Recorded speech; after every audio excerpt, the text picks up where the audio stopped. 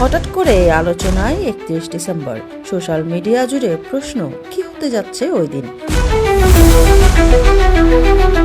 আলোচনার সূত্রপাত শনিবার সন্ধ্যার পর। ফেসবুকে একে একে 31 ডিসেম্বর নিয়ে পোস্ট দিতে থাকেন বৈষম্য বিরোধী ছাত্র আন্দোলন ও জাতীয় নাগরিক কমিটির সদস্যরা। 31 ডিসেম্বরকে সামনে রেখে বিভিন্ন স্লোগান লেখা পোস্ট ব্যাপক চাঞ্চল্য তৈরি করে। উপদেষ্টা আসিফ মাহমুদ ফেসবুক পোস্টে লিখেছেন, কমরেডস নাও অর নেভার। পরে তিনি আরেক পোস্টে লেখেন, 31শে ডিসেম্বর শহীদ মিনার, 36 জুলাই এসে মিলিত হোক 31 ডিসেম্বরে। এরপর লেখেন, প্রোক্লামেশন অব জুলাই রেভুলেশন।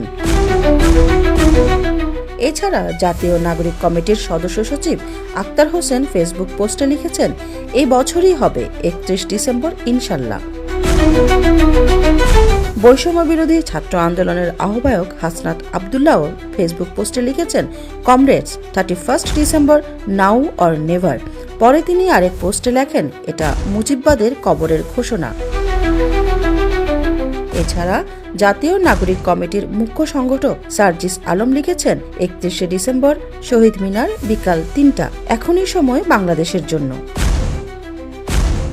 বৈষম্য বিরোধী ছাত্র আন্দোলনের অন্যতম সমন্বয়ক রিফাত রশিদ তার ফেসবুক পোস্টে লিখেছেন, all eyes on 31 December 2024, now or never.